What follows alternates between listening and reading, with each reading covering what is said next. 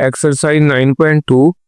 question number 1. Consider a data set at monthly sales figures. A polynomial regression model P of x is equal to x cube plus 2x square plus x minus 3 is fitted to this data.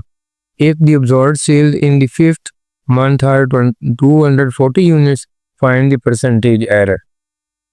अब हमारे पास ये formula error जो है ना हमने find करनी, तो उसके लिए observe data minus predicted data. तो ऑब्जर्व डेटा उसने कहा 240 यूनिट्स है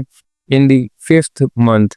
तो ऑब्जर्व डेटा फिफ्थ मंथ में हमने, लेकिन ऑब्जर्व डेटा तो 240 और प्रेडिक्टेड जो है ना फिफ्थ मंथ में हमने पहले फाइंड कर लेना। तो वो पी ऑफ एक्स ये पॉलिनोमियल एक किस्म की हमें फिगर दी है मॉडल, तो x cube plus 2x square plus x में ही, तो एक्स की बजाय हमने 5 पुट कर लेना है। तो 5 2 5 पर स्क्वायर 5, इनको सिंप्लीफाई किया तो इसका आंसर आ गया 177। ये नहीं कि ये प्रेडिक्टेड है वो 177 है, और जो ऑब्जर्व डेटा है वो उसने कहा है 240 यूनिट्स है इन द फिफ्थ मंथ।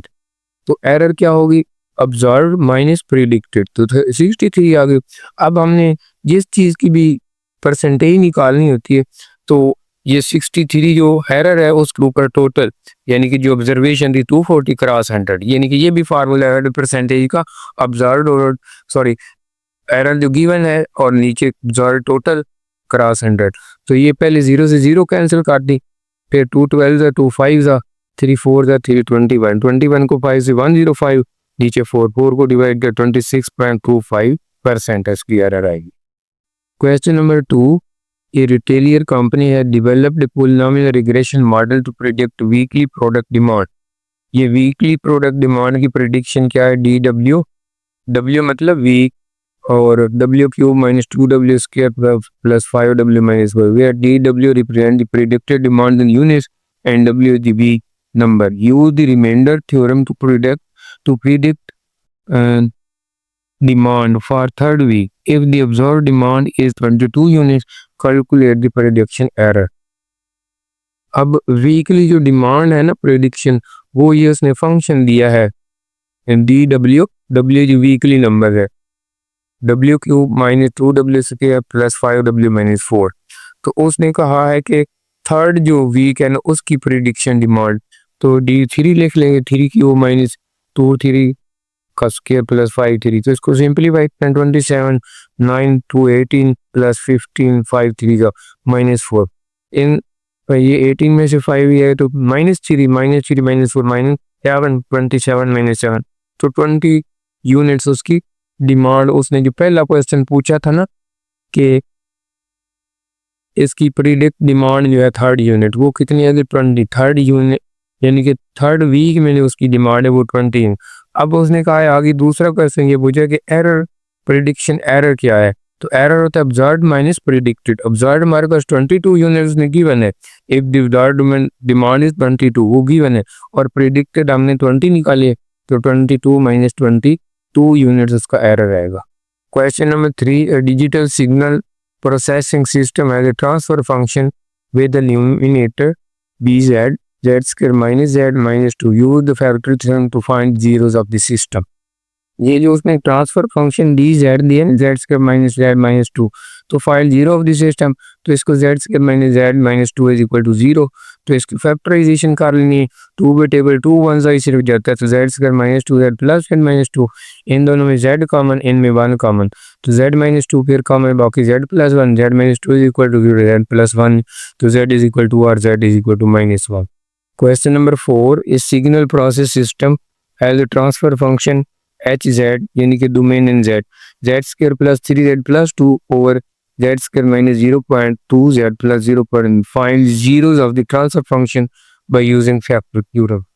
ये जो transfer function in z domain है ना, यानी कि इसको h of z से डिनोट करते हैं, ये होता है equal BZ over AZ। BZ जो रिलेटेड टू सिस्टम जीरो और AZ जो डिनोमिनेटर में रिलेटेड टू सिस्टम्स पूल, यानी कि अब related to system zero find करना हो तो BZ is equal to 0 put कर ले, अगर related to system pole find करना है तो AZ। हमने उसने h of z दिया z square plus 3z plus 2 और z square minus 0.2z plus 0.9, तो हमने क्योंकि related to system zero find करना है फॉर जीरो ट्रांसफर फंक्शन, तो ये जो न्यूमिनेटर में z square plus 3z+2 is equal to 0, इसको हमने 0 के इक्वल लेना है। तो अब ये 2 पे टेबल सिर्फ 2 का ही आता है, प्लस है तो दोनों यानी कि 2 1 या 2z प्लस जेड हो जाएगा, जेड कॉमन z+2, यहाँ से 1 common z+2, z+2 is equal to 0 और z+1, z+2 0 पुट किया तो z इज इक्वल टू -2 हो गया, z+1 0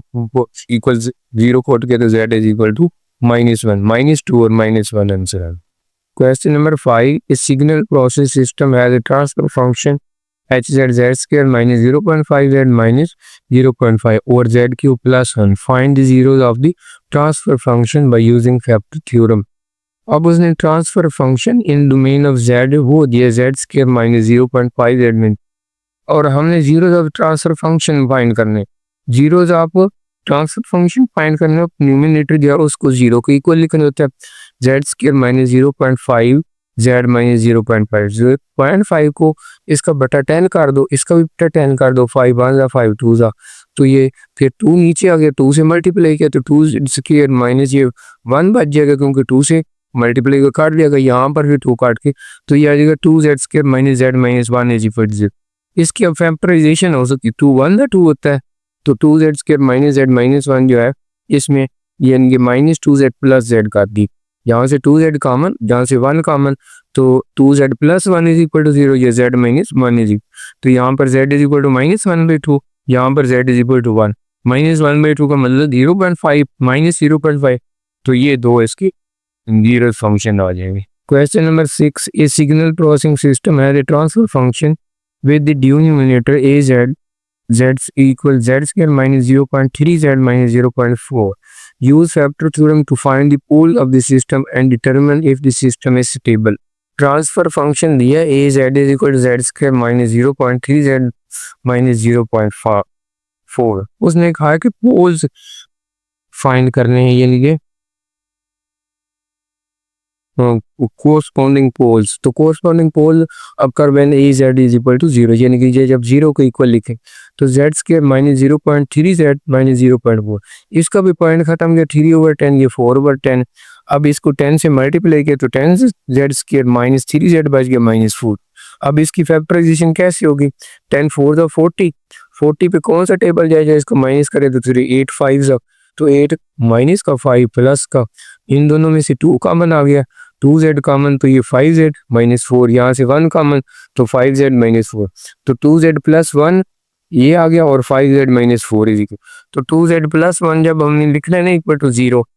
और दूसरा 5 है तो ये दूसरी तरह जाकर माइनस, तो z इज इक्वल टू -1/2, ये -1/2 को हम पॉइंट में z इज इक्वल टू -0.5, दूसरा जो 5z 4 के इक्वल है 5 पे डिवाइड किया तो z इज इक्वल टू 0.8, तो z की वैल्यूज दो आई, -0.5 और 0.8। अब इसकी हमने स्टेबिलिटी फाइंड करनी, तो ये इसका जो आंसर है ना z मॉड, यानी कि -0 में उसका आंसर तो प्लस में आएगा मॉड का, लेकिन ये 0.5 है तो 0.5 1 से लेस होता है, इस तरह 0.8 वो भी 1 से लेस होता है, तो इसका मतलब ये क्या z mod is less than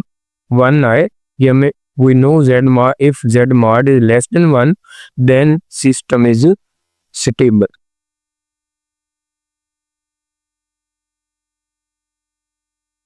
Question number 7, the denominator of signal processing system transfer function equal to az is equal to z² plus 1/2z plus 0.35. Use factor theorem to determine the location of corresponding pole